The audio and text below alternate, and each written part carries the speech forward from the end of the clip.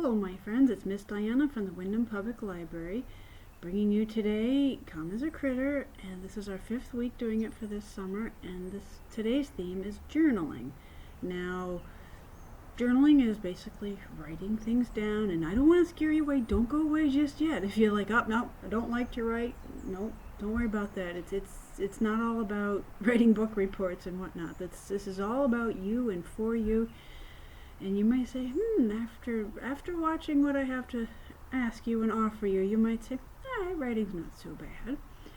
It's actually really good for you. Anyway, so we always start off our Calm as a Critter with a breathing activity. Now this one's might be a little tricky for you, but once you get it, it's really good. It's really soothing. It's good for the nervous system. It's good for the brain, the heart, your everything. If you want to get all technical on me, but anyway, it's called alternate nostril breathing. Okay, now you don't have to be a perfectionist with this. It's just, again, this is for you. This is all about you and feeling better, and deep breathing is really important, as you know. So we're going to get right to it, and you take 2 fingers, and again, if you're like, these 2 fingers don't work for me, try 2 other fingers. So we're going to do your ring finger and your thumb, and you're going to pinch one side of your nose, whatever. Now, being we don't touch our face much these days, do this at home after you've washed your hands, and then when you're done you might want to wash them again, just to keep that in mind. So, we're going to start off, it doesn't matter which hand you use, doesn't matter if you're left or right. So you're going to pinch off one nostril, and you're going to take a deep breath in, and then when you're at the top, you're going to pinch the other side and hold it for a couple seconds. And then you're going to release the left one open again. I know I'm going to do this again a couple times. Hopefully you can hear me and see what I'm doing enough. So, alright, breathe in through one.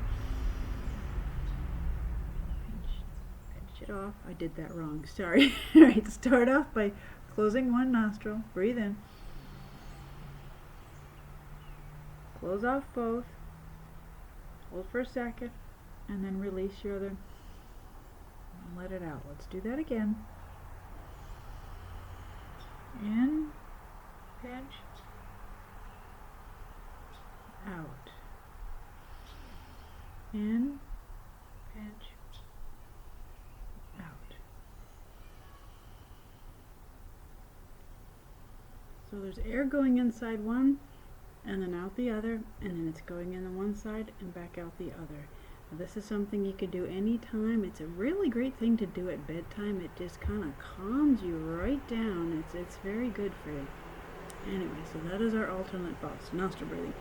Now, instead of doing some movements, sometimes we do our head, sometimes we do our shoulders. Today, I'm going to teach you a couple hand massage techniques, also to do anytime, just because it's calming, it's soothing, and because we're going to do some writing today, I thought we'd kind of massage our hands themselves. Okay. So the first one we're going to do is it's just so simple. It's just by caressing the backs of your hands, and always, of course, just very, very lightly, and just do both. Some people, it feels really nice for them, and again, I keep saying this is calm as a critter, so I'm trying to give you techniques to calm down if you're having a bad day or a bad moment. Just do that. It's that simple. And then the other one I want to teach you today is just very gently pinching just the webs between your fingers. Just doing that, and just doing it yourself. You don't need to go to get a massage to make yourself feel calm and relaxed and unstressed. Just do that, and you can see what I'm doing here. Just do it a few times. Just do it once, whatever works for you. Alright? Again, this could be any time. You're riding in the car, you're waiting in line for something. I always stress bedtime. Sleep is so important to get good sleep. So, alright, that's our web massage, and the last one is, as I'm talking, I think we've already done this one in a previous one, just to rest your fingers. If you do this, I want you to just, when you do this quietly without somebody talking like me, do you feel something? Do you feel there's this really neat connection, or maybe a little tingling or warmth or something? There's something about connecting the fingertips together is very special. So hopefully you can remember to do these at a time when you might need to do it, or do it all the time. That's okay. Alright, are you ready to go? We're going to start with our craft. We're going to make our very own notebooks. Now, I want to tell you, if you don't already know this, that I try to come up with activities for you to do, that things you probably already have at home, but if you don't, you'll feel free to call the library or email or come in, and we can give you some grab and go kit. There's still a few left for the Calm as a Critter, and in it we have, I'm going to show you what we're using today. Alright, you're going to need a hole punch, and if you don't have one, there's always a substitute. You can use like a pen to poke a hole or whatever. Scissors, pen or a pencil, or I over here some pretty colored markers. We're going to do them for writing. Some kind of cardstock, which is just like, not quite cardboard, but it's just, cardboard would be fine. Or even if you have any old birthday cards or something you don't want anymore, that might be kind of fun. Some lined paper, hopefully you have some of that, and some kind of string or yarn. Okay, so it's really kind of simple and fun. With lined paper, what I'm just going to do is I'm going to cut it into fourths. And I'm going to actually fold it in half so I can find where my line is. Or I can find the center part. It doesn't have to be perfectly beautiful, but you know what? This is also partly to give you something fun to do. So we've got that. Gotta cut it down the center. Or you could take a ruler and measure the halfway point and mark it, and you could do it that way. And then I'm going to find the halfway point again.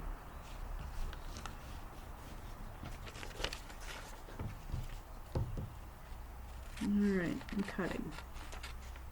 I find cutting to be very soothing. I don't know about you, but I think the more you cut, the more you do it. Alright, so I'm only going to do the very brief version here. So now we have a 4-page notebook ready to go, almost ready to go. Alright, you get the idea. And then of course you can cut multiple pieces of paper at the same time.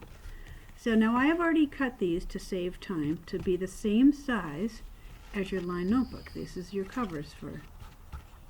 Alright, and what you're going to do is you're going to find, I'll show you the finished product. I've already punched the holes in these, so this is what you're going to do with your hole punch, is you're going to make your own little notebook. Now I didn't measure it or anything, I'm just going to eyeball it. Kind of close to the edge, but not so close. Punch the holes. Alright. This is really kind of fun. You might find you like making the notebooks more than you writing in the notebooks. So there's two ways to tie this together. You can get one long spring piece and tie it that way, or you can do two pieces and tie them here and here. Totally up to you. Maybe you have yet another way of doing it. So we're just going to tie one. You can tie it in a bow. You can tie it in a knot. Again, this is all for you. If you have any ideas too of other things, you let me know. Maybe we can do it next time.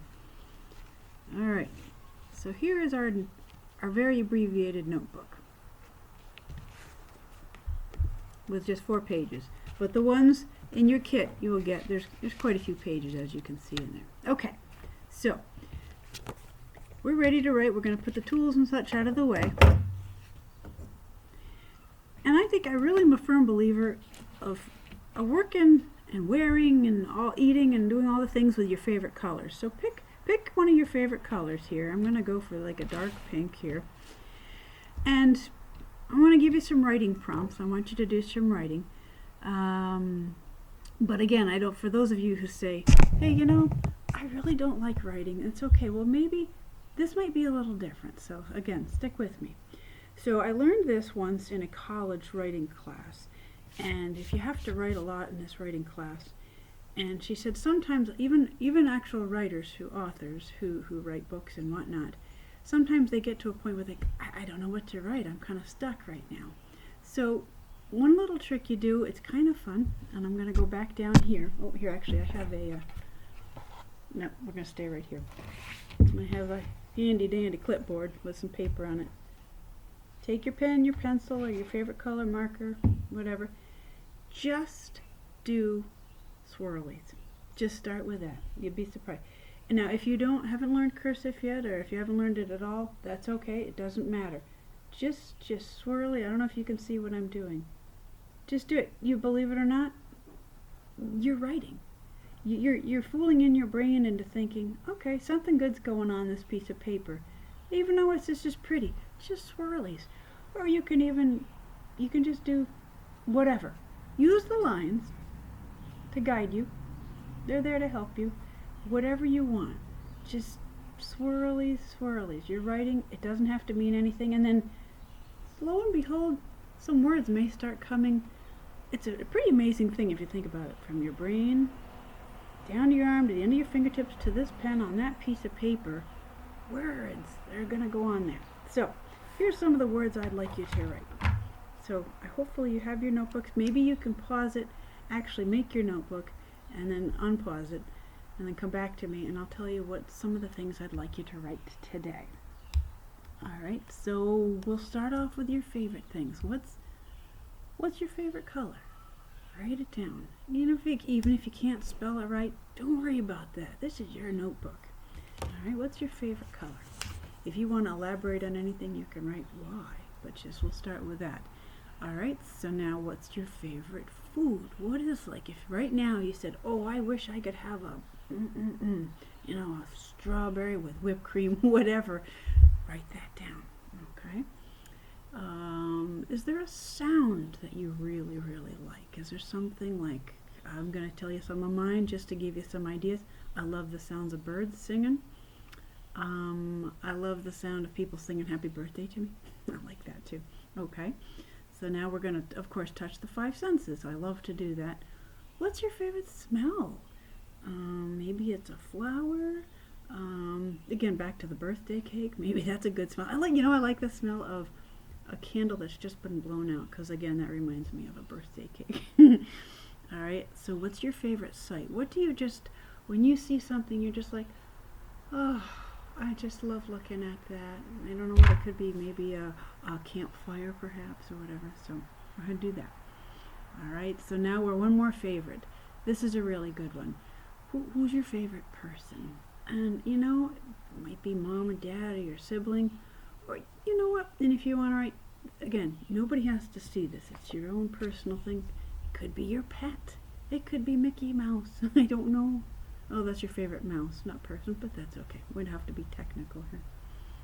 All right. So another thing I want you to write down is, where is your happy place? Could be right in your own backyard.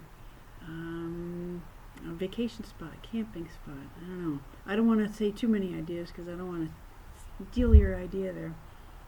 All right. I'm going back to that birthday cake. It's not my birthday, but maybe it's yours. Happy birthday if it is. What do you wish for? I wish for something that really might happen. Wait, write that down. And as you write these things down, hopefully, I don't know, it's actually good for you. It makes you feel better. It makes the wish more, it's powerful. Maybe it's more likely to happen. That'd be great. Okay, here's another prompt for you. The wind just blew my paper. Sorry.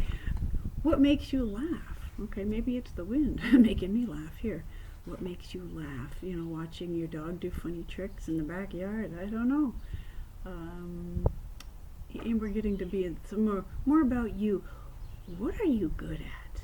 All right. Sometimes you might not feel, so great about yourself once in a while, but if you write down, I'm actually really good at jumping high or playing an instrument or something like that. And so when you go back to read your journal and you look back, you'll be surprised at how good it makes you feel by reading what you've just written down, because they're all good things. Okay. All right. And I guess the last one is, what brings you joy? That kind of ties in all of the above. It could be your favorite color. It could be a person. It could be playing a game with your family. I don't know. Any of the above. And don't limit it to just one. You can write many, many things, as much as you want. And if you want more paper and you come to the library, we'll load you up with paper. I have a stack this much left to go. Alrighty. And it's all about writing today, and I hope I haven't bored you too much, but I always like to send you off with a bit of a challenge. Not like it's homework or anything, but just to try to better yourself, feel better, and to do something that down the future you can look back and say, I remember when, and if I do this, I felt better about myself, or I felt better about the situation, or whatever. This is a really good one. What are you thankful for? Now, this list could go on and on and on, and it's a good thing a lot of people do is write down what they're grateful for. And when you go back, if you're having a bad day or something, you look back and say, oh yeah, I really like this, I really am thankful for that. It makes you feel, it just makes you feel good. I keep saying that, but I want you to try that. Alright, so keep a thankful journal. And then lastly, we all have some really interesting stories to tell at this time in the world. Write your story. Write your autobiography. Just write about things that you remember, or special events, whatever moments. It's your notebook, and I hope that you enjoy it. I hope that you come to visit me next week. We're done for today. Hope I didn't forget anything, but next week I'm going to meet you outside. Well, you're going to be outside. You might be inside right now, but I'm outside. Anytime I can be outside, I am. So have a great week, and see you next time. Bye.